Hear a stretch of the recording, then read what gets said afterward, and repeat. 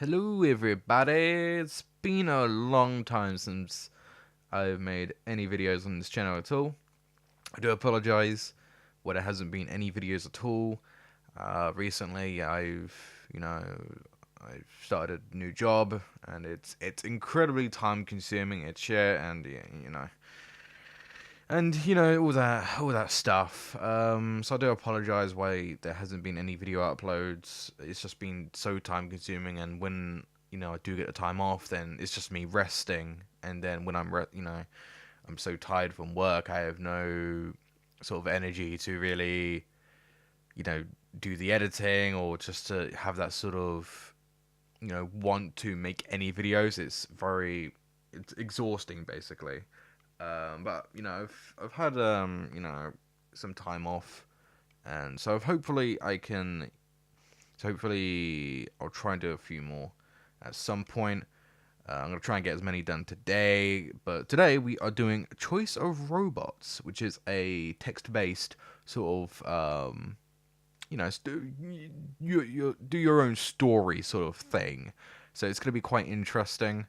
Um, so if it's not your sort of thing, if you're expecting like just random an actual game where it's like guns and shit, then it's probably not for you. It's more like me making a book, but it's just basically a story. It's a text-based adventure sort of thing. So it's a choice of robots.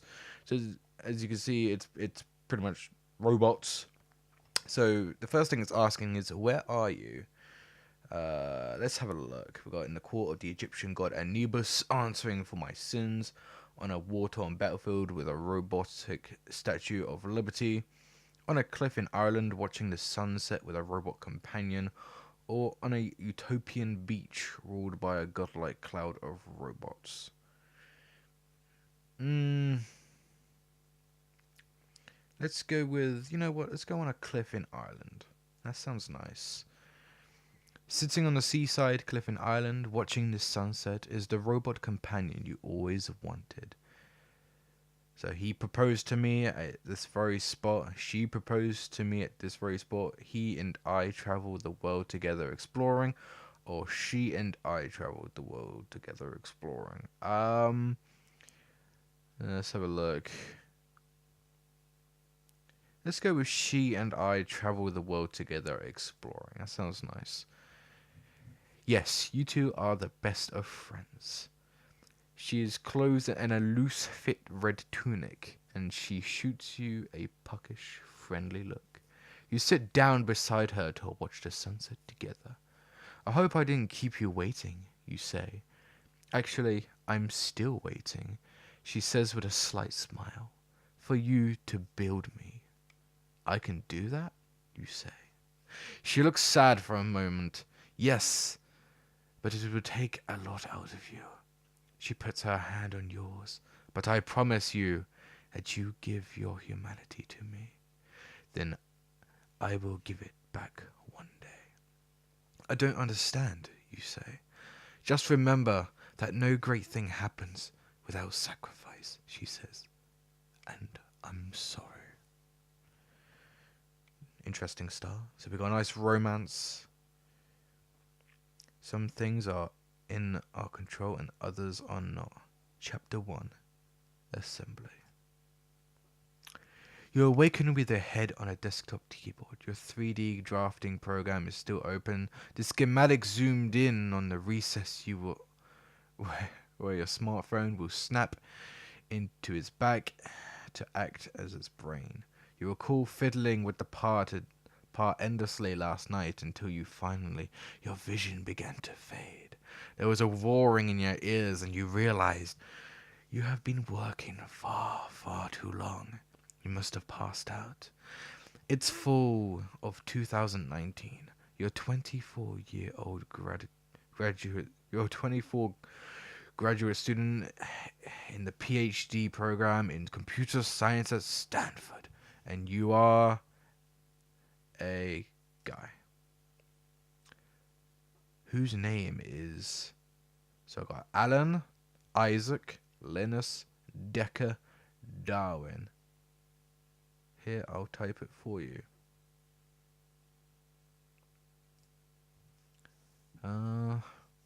Should we go for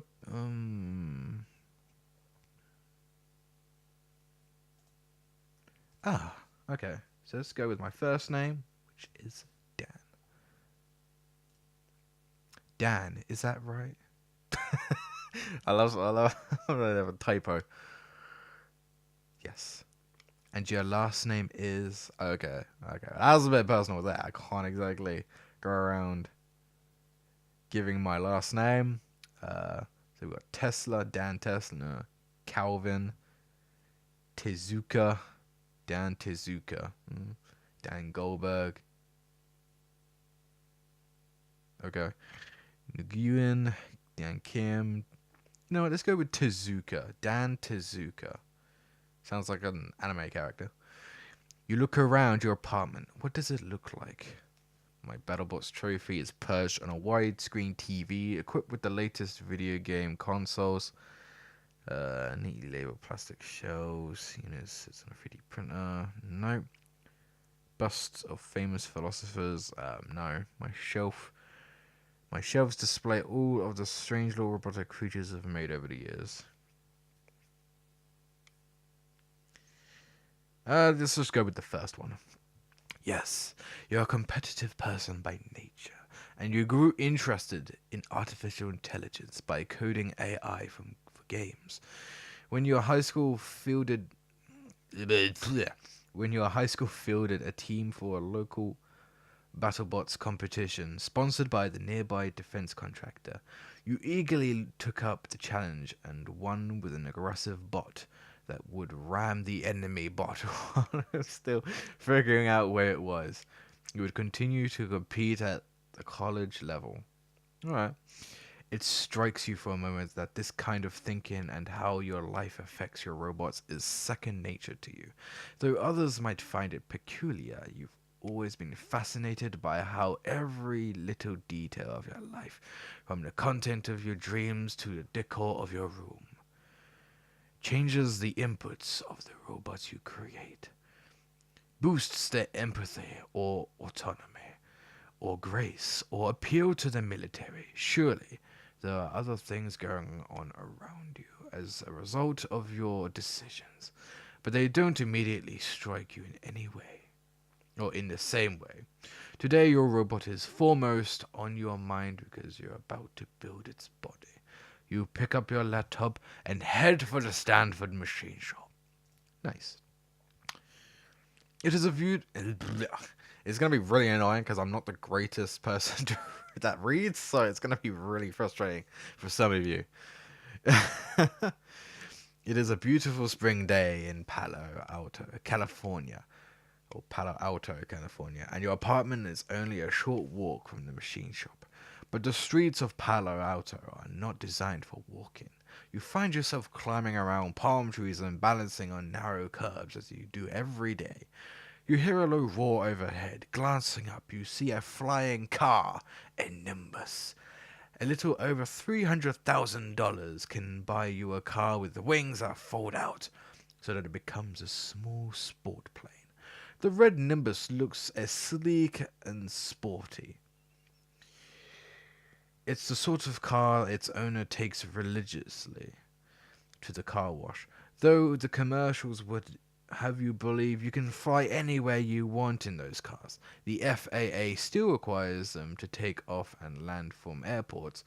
Only here in wealthy Silicon Valley do you see them with any frequency. The first time you saw one, you couldn't quite believe the future had arrived so quickly. But the second time you saw one, you thought, I will own one of those one day, I swear it. If I ever make that much money, I'll use it to help the world instead of buying that car. Or why aren't these flying cars driving themselves? Oh, very good. A flying car sounds nice, but to swear I'll have one, like it's something I'm really gonna want, I don't know. You know what? If I ever make that much money, I'll use it to help the world instead. You don't understand Silicon Valley sometimes. If you had $300,000, surely you could save many lives with that money. You promise yourself that you will hang on to your ideals, even if you should become wealthy. Ah. Ooh, okay. Oh, there's a scrolly. Okay. Uh, the Stanford University fabrication shop smells like oil and burnt plastic. The room is dominated by large metal hand-cranked milling machines and lace dinosaurs of the 20th century, while the most used machines are the smaller 3D printers and computer-controlled water jet cutters that take a quarter of the space. The lights have a sterile fluorescene of an upper a sterile fluorescene. I think that's the word. I have no idea of an operating room with only a single tiny window near the ceiling to inform you that that is day. You start up a national public radio podcast on your laptop. You haven't seen your advisor much since you joined the lab. So you choose the episode in which he's the interviewee. My guest today is Dr. Harvey Zelga, says a woman with a soothing voice. Dr. Zelga. Ziegler? I don't know. Thank you for taking us to. Oh my god. Thank you for talking with us today. Well, a scientist does have some responsibility to inform the unwashed masses, Terry. You let the podcast run as you walk over to the 3D printers. What material have you decided to use for your robot? Ah, this is where it gets quite interesting because you get to choose your material, you get to choose what the size, you get to choose the entire design of this robot, and it's incredibly interesting. So plastic, it may break easily, but it's both lightweight and cheap.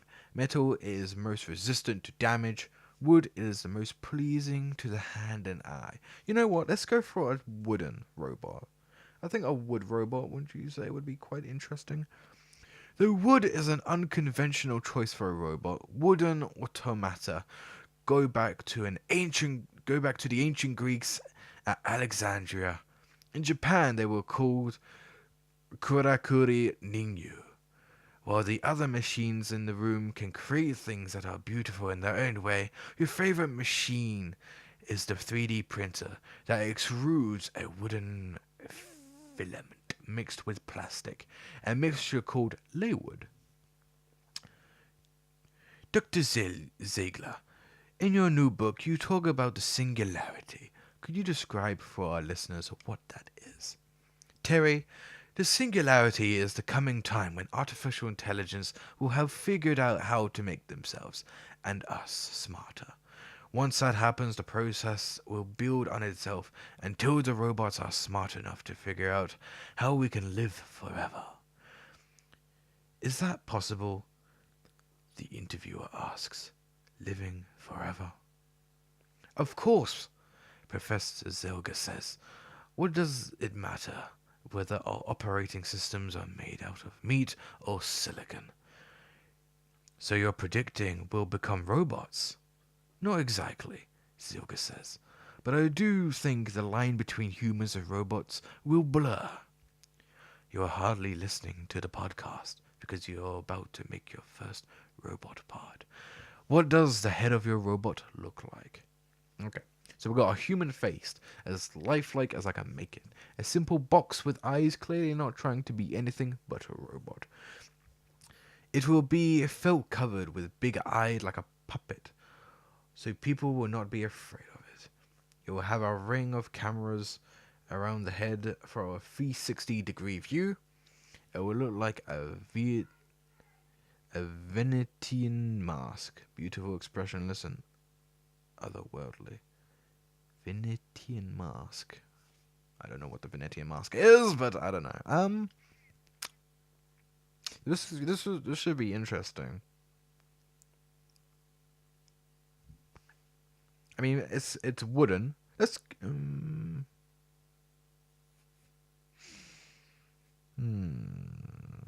felt covered and big-eyed like a puppet, so people will not be afraid of it. So I don't want to.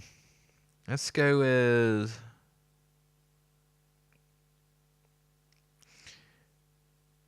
Let's go.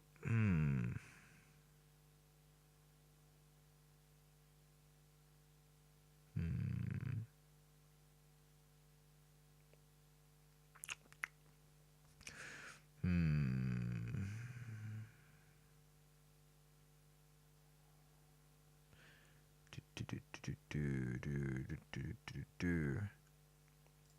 I do want to have a see. This is gonna really annoy me because I want to know what the Venetian mask looks like. I'm just quickly looking it on my phone, so I can get an idea of what they are.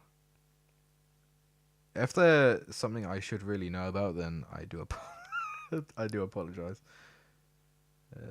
Venetian mask. This is what I'm looking for. Oh, oh, okay, those. Okay. Boohoo, expressionless, and otherworldly. Just go with that. Yeah, that could be. I'm sure that could look really cool. One of those Venetian masks looking things. The 3D printer quickly creates the face, the small nose, the dainty mouth, the large black holes, where CCD panels will absorb all light. It takes somewhat longer to add the intricate wooden frill that adds a corona to the mask. This is a robot that will command awe. Dr. Zilgler, what makes you think the singularity will happen now? Well, for one thing, I'm around. But seriously, my lab is taking a unique approach because we're saying, why not teach a robot like a child? We're going to equip the robot with the best sensors money can buy and teach it English. Then it could rapidly teach itself using the internet. Well, that's annoying. Your advisor thought that a robot child was a stupid idea, but you told him Turing proposed it. Turing's a pet.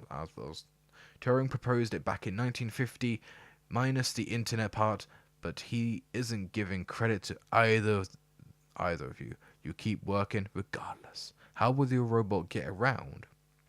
So it will walk upright with 2 legs. It will crawl on 8 legs. Nah, I don't want anything like some weird spider-looking thing. No thanks. It will roll on wheels. It will fly like a helicopter. It will roll on tank threads. It will walk upright, but it will also have delicate wings it can use for balance. You know, let's give it 2 legs. When the 3D printer is done with the head, you start the program that produces the torso and cue up the upper and lower legs.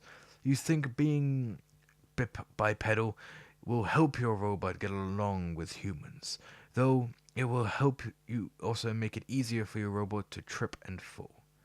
Oh, I lost grace for that matter. You use the basic hand-cranked milling machines to drill holes in the head for screws, since 3D printers aren't the best for threaded holes. And who is going to raise this robotic child? The interviewer asks.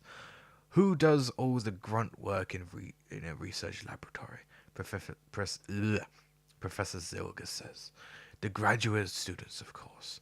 You find yourself wanting to reply to the podcast. It's not grunt work. Education is critical to the robot's development. We also do all of the real science. Perhaps you could learn something from doing a little grunt work yourself, Professor Zilga. Oh, getting sassy. You know what? It's not grunt work. Education is critical to the robot's development. Graduate students always overestimate the degree to which teaching actually matters, says Professor Zilga, who appears to have entered the machine shop behind you when you weren't looking. If the robot's smart, it'll learn no matter what. If it's not, it won't. Professor Zilga is a heavy-set man wearing a Hawaiian shirt and aviator sunglasses. He stalks over your computer.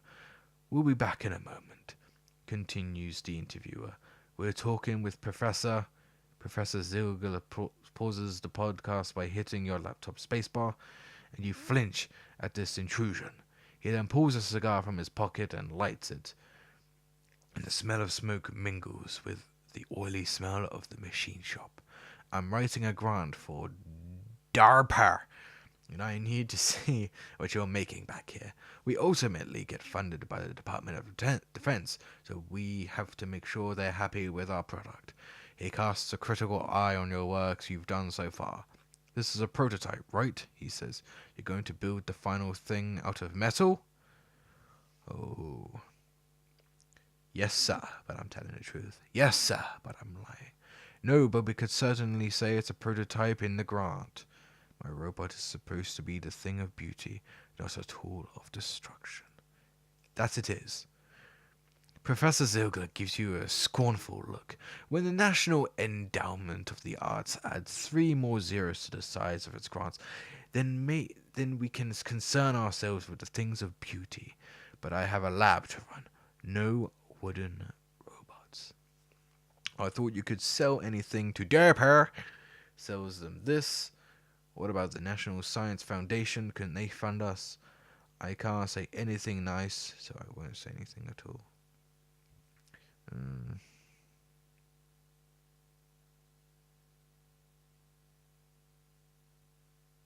Let's go with that one.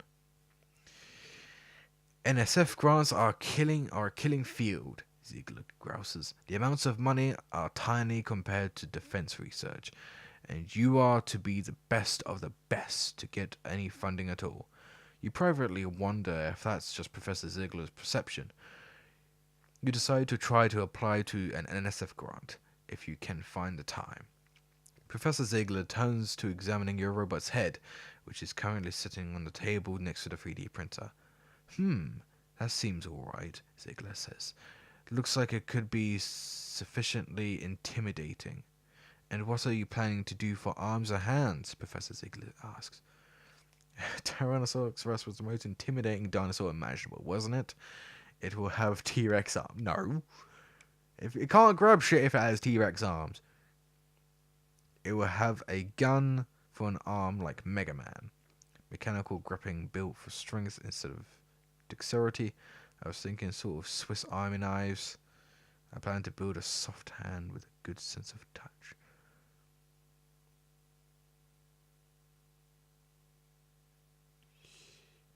Let's go with hands, with gentle touch. Touchy-feely robots are not quite as easy to sell to DARPA, Ziegler says with a frown. I want my robots to get along with people, you say. That's universally useful goal, regardless of who's funding it. I've gained empathy and grace. Fine, Ziegler says, waving away further explanation. Carry on then. He turns to leave. I've got to go take a call from a New York Times reporter. Funny how journalists all copy each other's stories, but each garble the message in a unique way. He makes it to the door, then turns and says, "Oh, and one more thing. Do you think your robot can be ready by tomorrow? Somebody from the Air Force will be in town, and I told her your robot might be ready to show off by then. You feel your phone vibrating in your pocket? Bad timing. You resist the urge to check it while talking to your advisor, but it's probably someone with a better offer for what to do tonight.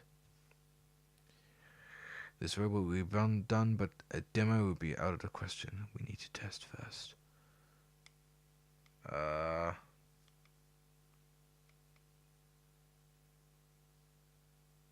We do need to test. We need to test it. Professor Ziegler grudgingly nods. I can see the logic of that. Maybe we'll just send her a demo video, then it only has to work once. Professor Ziegler turns and walks out of the machine shop. You find yourself unclenching your hands. Who was calling you while Professor Ziegler was talking to you? So we've got Ellie Lau, a user experience designer and a supportive friend. Ieji Aoman, a manga artist and generally a good guy. Or my habituous friend Josh Anderson, founder of the startup US Robots.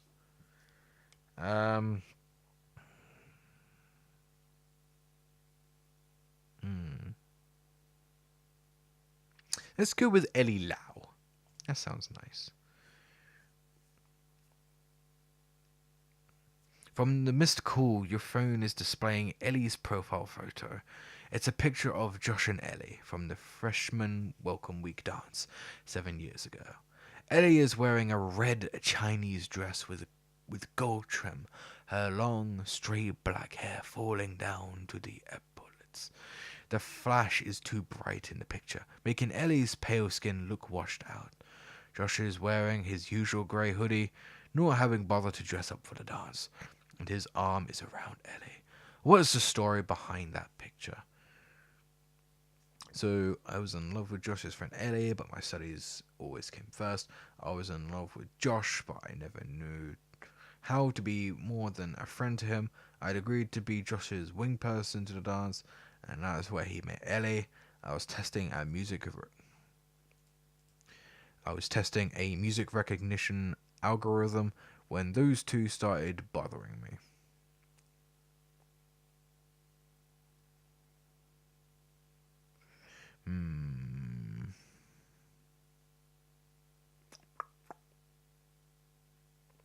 So should I be in love with Ellie, Josh, a wing person, or testing music recognition algorithm? I mean, I don't want to be, a dick. And I was testing algorithms.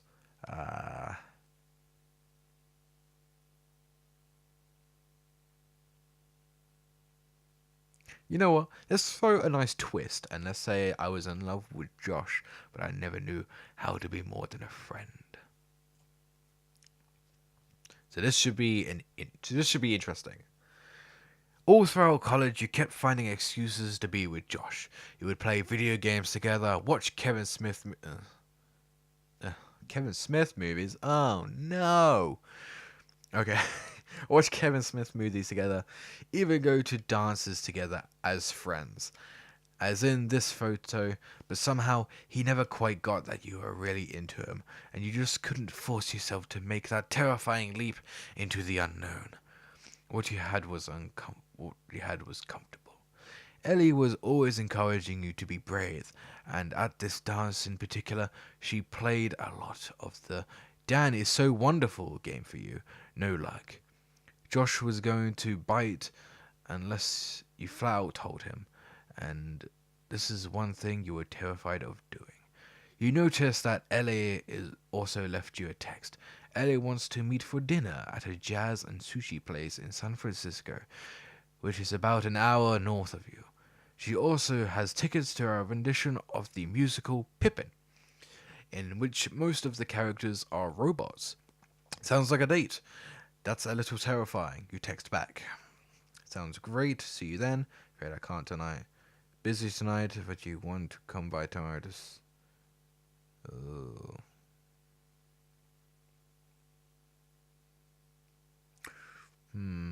So should I go... but I need to finish working on the robot. Let's go busy, but do you want to come see the robot? Okay, sure, is the response. This probably isn't Ellie's preferred way to see you, but you really want to work on your robot tonight. You spend the rest of the day drilling holes, polishing surfaces, cutting parts, and screwing things together. When you are done, your robot's body stands before you, a wooden bipedal robot with a mast head and humanoid hands. The whole thing is about 3 feet tall. Now it only needs a name. What would you name your robot? So we've got Pickle, Curry, Miku, Sapling, Daniel, Kilal, Ariel, Caliban, Famulus, or Gardilu. I'd prefer to come up with my own robot name. You know what? Miku. Miku sounds like a cute robot name. Let's go with Miku. You name your robot after Hatsune... Oh, yeah. I just completely remembered Hatsune Miku. Yeah. You name your robot after Hatsune Miku, a Japanese artificial character celebrity. Domino's once released an app in Japan in which a virtual Miku would dance on your pizza box. If that isn't worthy of homage, you don't know what is. Now that Miku has a body, it might be time to treat Miku more like a person. With what pronouns would you refer to Miku? Ah, okay. So it should be interesting. So it is just fine, it's not human. I'll refer it to her, feminine. I refer to him as masculine. I prefer to use entirely new pronouns for robots. So re r, and hrem. Okay. So should we just? I mean, I don't want to be a dick to it and just be, giving it and to make it feel like it's not, can't, you know, that it can't be, human. Um, you know what? Let's give him let's give it some completely new pronouns. So it'll be re, r, and hrem. You equally dislike the objectification implied by it and the genderedness implied by he and she. Robots are their own thing, you reason. Robot he, robot she, hre. You decide to balance the other pronouns between the genders r and the possessive hrim for the objective. It may be difficult to get anyone else to use the words, but as long as your robots use them amongst themselves, you'll be happy. You look for Miku's 3-4. You look on Miku's 3-foot tall bipedal body with satisfaction. Now the r needs motors and a mind. The motors will have to wait tomorrow, but you spent years in graduate school writing the code that would form this robot's mind. You can hardly wait to try it out. You head back to your apartment where you can spend several hours working on the final touches to Miku's natural language processing code. What language do you program your robots in? So we've got C++, speed of thought is all. Python, it has the best tools for understanding words. Go, the most beautiful language. Java, everybody uses Java.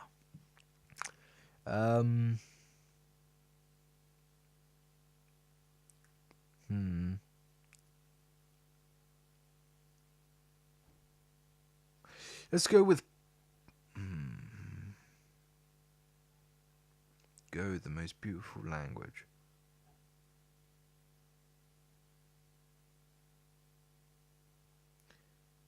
Let's go with Python. Oh, oh, damn it. Is there a way to go back? No. I think I completely skipped, I think I completely skipped a step. Shit. Okay, well, I'm going to leave that one there. I'm going to see if there's a way I can go back on that one. I don't know if there is. Let me try backspace or no. I don't think there is. I think I accidentally skipped a part. But yeah, okay, that's a choice of robots. It's very interesting. I'm quite enjoying this, story being built together, and being able to. I know my reading is probably not the best, and I do apologize if it's very infuriating for some of you. But yeah, I'll see if I can do a lot better next time. Anyway, thank you so much for watching, and hopefully we'll see you in the next episode. See ya.